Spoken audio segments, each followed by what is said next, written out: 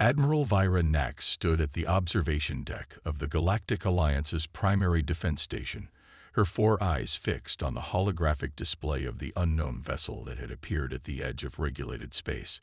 In her centuries of service, she had never seen anything quite like it. The ship's design defied conventional wisdom. Angular where most ships were curved, compact where others were expansive, with weapon emplacements that seemed almost primitive yet somehow more menacing for their simplicity. "What do we know about them?" she asked, her crystalline voice carrying an edge of concern. Commander Jithktar, her chief intelligence officer, manipulated the hologram with his neural interface. "They call themselves humans, Admiral. They've achieved faster-than-light travel independently, without any guidance from the Alliance. But it's their military technology that's concerning." The hologram shifted, revealing internal scans of the human vessel. Unlike the elegant energy-based weapons of Alliance ships, the human warship bristled with what appeared to be kinetic weapon systems, railguns, missile pods, and point defense arrays that seemed designed for overwhelming force rather than precision. "Their approach to warfare is different," Qatar continued. "While we focused on energy shields and plasma weapons, they perfected kinetic barriers and projectile acceleration. Their ships can sustain damage that would cripple our vessels, and their weapon systems ignore many of our standard defenses." Admiral Nax felt a chill run through her crystalline form. The Alliance had maintained peace through technological standardization and careful regulation of military capabilities. These humans, with their unconventional designs, threatened to upset centuries of careful balance. "Have they shown any aggressive intentions?" she asked, studying the vessel's profile. "Quite the opposite," Qatar replied. "They've been remarkably diplomatic. Their representative, First Contact Specialist Raven Blackwood, has requested a formal meeting with the Alliance Council. But their ships," he paused, mandibles clicking nervously. "Their ships suggest a species that expects war, Admiral. They build for survival, not for show." The observation deck fell silent as more human vessels emerged from hyperspace. Sleek destroyers and robust cruisers, each bearing the same utilitarian design philosophy. Their formation was perfect, their movements precise. This was no hastily assembled exploration fleet. These were warships crewed by professionals who understood the language of power. "Arrange the meeting," Nax decided, "but maintain alert status. I want to know everything about their capabilities before we welcome them into Alliance space." In the days that followed, First Contact Specialist Blackwood proved to be as intriguing as the ship she represented. Tall and composed, with dark skin and silver-streaked hair, she carried herself with a quiet confidence that commanded respect. During the initial diplomatic sessions, she spoke of peace and cooperation, but her eyes held the same steel that Nax saw in the human warships. "We understand your concerns about our military capabilities," Blackwood addressed the Alliance Council, her voice carrying through the Grand Chamber. "Humanity has learned harsh lessons about the importance of defense. Our ships reflect those lessons, but they also reflect our commitment to protecting peace once it's achieved." High Counselor Zim, his bioluminescent form pulsing with skepticism, leaned forward. "Your weapons could devastate entire worlds, Specialist Blackwood. How can we trust such power in the hands of a species we barely know?" Blackwood's response was measured but firm. "Counselor, humanity has already devastated worlds. Our own. We've fought wars that scarred continents and poisoned skies. We've seen the cost of conflict, and it's precisely because we understand that cost that we maintain our strength, not to conquer, but to ensure we never again face extinction." The chamber erupted in murmurs as Alliance representatives processed this declaration. Admiral Nax, watching from her observer's position, recognized the weight of truth in Blackwood's words. The human ships weren't built for conquest. They were built by survivors who refused to be victims again. Yet questions remained. As the diplomatic discussions continued, Alliance military analysts studied the human vessels with growing fascination and alarm. Their armor wasn't just strong. It was reactive, designed to disperse energy and deflect kinetic impacts. Their weapons weren't merely powerful, they were redundant, with multiple systems backing up critical functions. Everything about their design spoke of lessons learned through bitter experience. They build their ships like fortresses, Qatar observed during one briefing session. Every system has a backup. Every weakness is compensated for. It's as if they expect to fight alone, without support or repair facilities. Admiral Nax nodded slowly. Because they have fought alone. Their entire military doctrine is built around survival and self-reliance. She turned to face her staff, her crystalline form catching the light. The question isn't whether they're a threat. It's whether they'll be a threat to us, or a shield against whatever made them build such formidable defenses in the first place. As the first month of human alliance contact drew to a close, the tension began to ease slightly. The human ships maintained their disciplined formations, but they also began participating in joint exercises, sharing some of their non-critical technologies, and demonstrating their commitment to alliance protocols. Yet beneath the diplomatic courtesy and military cooperation, a fundamental truth remained. Humanity had emerged from their cradle world not as supplicants seeking protection, but as warriors offering alliance. The galaxy would never be quite the same. The first test of humanity's commitment to galactic peace came sooner than anyone expected. On the fringes of Alliance space, in a sector known as the Veil Nebula, a distress signal pierced the void. The mining colony of Helia Station, home to over 20,000 civilians, was under attack by an unknown force that had overwhelmed the local defense fleet. Fleet Commander Rylan Voss of the UES Hyperion stood on his bridge, studying the tactical display as his battle group dropped out of faster-than-light travel. The human vessels emerged in perfect formation, their sensors immediately cataloging the chaos before them. 3 Alliance cruisers drifted in space, their elegant hulls breached by weapons fire, while the attackers, a dozen ships of unfamiliar design, continued their assault on the station. Multiple hostile contacts, his tactical officer, Lieutenant Wei, reported. Energy signatures don't match any known Alliance profiles. They're using some kind of phased plasma weapons, very effective against standard shields. Voss nodded grimly. And that's why we don't rely on standard shields. All ships, combat formation Delta. Activate kinetic barriers and prepare for close engagement. These raiders are about to learn why you don't attack civilians under human protection. The Hyperion's battle group consisted of 3 destroyers and 2 cruisers, each ship a testament to humanity's martial philosophy.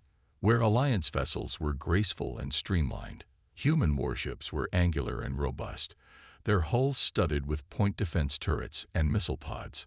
They looked, as one Alliance diplomat had noted, like predators rather than peacekeepers. Signal from the station. Communications Officer Rivera announced. They're requesting immediate assistance. Their environmental systems are failing. Show them what we can do, Voss ordered. All ships execute attack pattern Theta 3. Destroyers Aegis and Bulwark, flank speed. Get their attention. Cruiser Sentinel, coordinate with me for long-range fire support. The human ships accelerated with surprising agility, their formations shifting with practiced precision. The raiders, apparently expecting the same kind of resistance they'd encountered from the Alliance ships, were caught off guard by the aggressive maneuver. They're adjusting their plasma weapons, Wei reported. Targeting our. Sir, their shots are passing through our outer armor layers with minimal effect. The reactive plating is dispersing the energy. Voss allowed himself a tight smile. As expected. Return the favor. All ships, weapons free. Show them what kinetic weapons can do to unshielded hulls. The space around Helia Station erupted in a symphony of destruction. Human railguns accelerated projectiles to relativistic speeds, while missile salvos overwhelmed point defense systems. The raiders, their shields optimized for energy weapons, found themselves facing an ancient but devastatingly effective form of warfare. Solid metal traveling at impossible velocities. On the Alliance command station, Admiral Nax watched the battle through long-range sensors, her crystalline form vibrating with a mix of awe and concern. "Their combat doctrine," she murmured to Qatar, "it's unlike anything we've seen. They're not just fighting, they're hunting." The human ships moved with aggressive grace, their formations ensuring overlapping fields of fire while presenting minimal target profiles. When the raiders concentrated their fire on one vessel, its kinetic barriers held firm while its companions delivered punishing counterattacks. Multiple hostile ships disabled, Way reported on the Hyperion's bridge. "They're attempting to retreat. Correction, their engines are not responding to their commands. The railgun hits have compromised their drive systems." Voss leaned forward. "Send the message. All raiders, this is Fleet Commander Rylan Voss of the United Earth Fleet. Your ships are disabled. Your attack has failed. Surrender now, and you will be treated according to Alliance law. Resist, and we will demonstrate why humanity's warships are not to be trifled with." The response came quickly. The raiders, facing an enemy they couldn't effectively damage and weapons they couldn't defend against, chose surrender.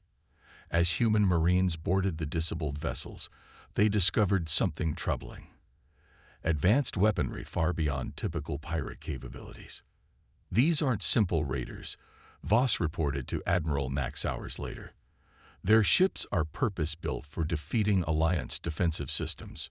Someone has been studying your weaknesses, Admiral, and arming others to exploit them." Nax's crystalline form pulsed with concern, and yet they were unprepared for human weapons. "Perhaps," she paused, her four eyes focusing on Voss, "perhaps this is why the galaxy needed humanity's different perspective. Our standardization made us predictable." The aftermath of the Battle of Helios Station rippled through Alliance space. Reports of human warships effortlessly defeating raiders who had previously proved problematic for Alliance forces sparked intense debate in the Council. Some saw it as proof that humanity's military strength was necessary. Others worried it would encourage an arms race. For Commander Voss and his crew, the implications were simpler. They had proven that humanity's approach to warfare, born from centuries of conflict on Earth, had value in the wider galaxy. Their ships, designed to survive the worst humanity could imagine, were more than capable of handling the threats that existed among the stars. As the Hyperion's battle group escorted relief ships to Helios Station, Voss received a priority message from Earth Command. More human warships would be deployed to Alliance space, not as a show of force, but as a demonstration of commitment. Humanity had found its role in the galaxy, not conquerors, not peacekeepers, but protectors. The raiders' weapons and ships were studied carefully, revealing connections that would soon force both humanity and the Alliance to confront an uncomfortable truth.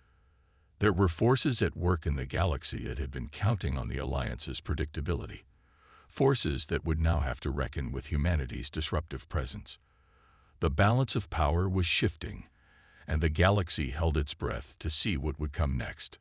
The Rimward Crisis. The news spread through Alliance space like a shockwave. The Rimward colonies, a string of settlements along the galaxy's outer spiral arm, had declared independence from Alliance protection.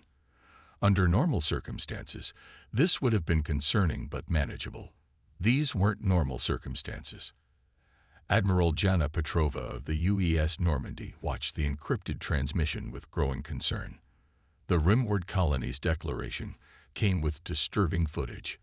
Their independence was being guaranteed by a fleet of warships matching those encountered at Helios Station. "It's a proxy war," she declared to the Emergency Council meeting, her weathered face appearing on dozens of holographic displays across Alliance space. "These colonies aren't seeking independence. They're being used as staging grounds for whoever supplied those raiders." High Counselor Zine's bioluminescence pulsed with agitation. "The evidence suggests the Nexus Confederation is behind this. They've always resented Alliance influence in the outer regions." The Nexus Confederation, a loose alliance of systems that had rejected Alliance membership centuries ago, had long been a thorn in the Alliance's side, but they had never been this bold. "They're counting on Alliance protocol," Petrova continued. Your standardized response procedures, your rules of engagement. They're using your own playbook against you, but they haven't accounted for us. The human fleet assigned to Alliance space had grown since the Helia Station incident. 25 warships, each carrying humanity's distinctive blend of durability and firepower, stood ready to respond. But this wasn't just a military crisis. It was a political powder keg. We need to handle this delicately, First Contact Specialist Blackwood advised. A show of force could validate anti-alliance propaganda. These colonies need to see us as liberators, not conquerors. Admiral Petrova's response was a masterclass in human military thinking. Instead of a direct confrontation, she deployed her ships in small groups, each positioned to protect supposedly unrelated supply lines. When the Nexus-backed forces attempted to isolate the colonies, they found their own supply lines under surveillance by human vessels they couldn't easily detect or engage. The crisis reached its peak when the Nexus fleet attempted to escort a colonial transport fleet. 3 human destroyers, led by the UES Challenger, emerged from behind a stellar dust cloud, their kinetic barriers and weapon systems at full readiness. This is Captain Ibrahim Hassan of the UES Challenger. The transmission cut through all frequencies. Your ships are equipped with stolen technology. Your crews are operating under false flags, and your presence here violates 17 Alliance treaties. You have 30 seconds to power down your weapons, or we will demonstrate why humanity doesn't make idle threats. The Nexus commanders, their tactical advantage nullified by human warships they couldn't effectively damage, chose to withdraw. The Rimworld crisis ended not with a battle, but with a realization. The age of predictable warfare in the galaxy was over. The aftermath of the Rimworld crisis sparked intense debate within both human and Alliance leadership. The Alliance Council chamber became an arena of competing voices, each arguing for a different response to humanity's growing influence. They've effectively rewritten our defensive doctrine, one counselor argued. Every potential adversary must now consider human involvement in their calculations. Admiral Max, her crystalline form resonating with conviction, addressed the council. Perhaps that's exactly what we needed. Our standardization made us vulnerable. Humanity's approach to warfare isn't just about superior firepower, it's about adaptability. But not everyone saw it that way. A coalition of systems, led by the traditionalist Zenith worlds, began calling for restrictions on human military deployment. They argued that humanity's warships represented an unacceptable concentration of power. The situation reached a breaking point when the Zenith worlds presented evidence, manipulated, as would later be revealed, suggesting human warships were conducting unauthorized surveillance of neutral systems. The diplomatic crisis threatened to unravel everything humanity and the Alliance had built together. Fleet Admiral Victor Rodriguez, commander of human forces in Alliance space, faced the accusers directly. His address to the Alliance Council became a defining moment in human-Alliance relations. You fear our ships because they're powerful, he acknowledged. But you should fear what made them necessary. Humanity didn't build warships like this because we wanted to. We built them because we learned, through bitter experience, that the universe is unforgiving to the unprepared. The council chamber fell silent as Rodriguez continued. Every weapon system, every redundant system, every seemingly excessive design choice in our ships comes from a lesson written in human blood. We're not offering you just our strength. We're offering you our hard-won wisdom. The resolution came from an unexpected quarter. The Nexus Confederation, emboldened by the diplomatic crisis, launched a major offensive against Alliance space. Their timing seemed perfect. The Alliance was divided. Human forces were politically constrained, and their new weapons technologies had been proven effective. They were wrong on all counts. The response was unprecedented. A fully integrated human Alliance fleet, Alliance ships, their crews trained in human tactical doctrine, complemented the durability of human warships. Human combat systems, integrated with Alliance sensor technology, created defensive networks that turned every engagement into a coordinated action. Admiral Petrova and Admiral Max stood together on the bridge of the UES Normandy, watching as the combined fleet moved to engage the Nexus forces. The battle that followed wasn't just a military victory. It was a demonstration of what humanity and the Alliance could achieve together. Human warships absorbed punishment that would have crippled Alliance vessels, while Alliance technology provided targeting data that made human weapons devastatingly accurate. The Nexus fleet, expecting to exploit Alliance vulnerabilities, found themselves facing an opponent that had no vulnerabilities to exploit. In the aftermath, as the Nexus Confederation sued for peace, the galaxy's power structure underwent a fundamental shift. Humanity's warships were no longer seen as a threat to stability. They were recognized as guardians of a new kind of peace, one based not on standardization but on mutual strength and adaptation. The Alliance Council formally recognized humanity's military doctrine as complementary to their own, establishing joint training programs and technology exchanges. The human approach to warfare: prepare for the worst, build for survival, and fight with absolute commitment, became a cornerstone of galactic defense policy. Admiral Max, addressing the final session of the Crisis Council, summarized the transformation. We feared human warships would destabilize the galaxy. Instead, they showed us that true stability comes not from making everyone the same, but from learning to combine our different strengths. In the years that followed, human warship design influenced military development across known space, but more importantly, humanity's philosophy, that peace must be protected by capability and resolve, became embedded in galactic consciousness. The human warships that had once caused such concern became symbols of a new era in galactic history. They were reminders that strength, properly directed and wisely used, could build bridges as easily as it could win battles. As Specialist Blackwood wrote in her final report to Earth Command, "We came to the stars prepared for war, but found a way to forge peace. Our warships, built from humanity's hardest lessons, helped teach the galaxy that true security comes not from avoiding conflict, but from being ready to face it together." The galaxy had changed, and while human warships remained among the most formidable vessels in known space, they were no longer seen as threats. They were recognized as shields, protecting a peace that grew stronger with each passing year.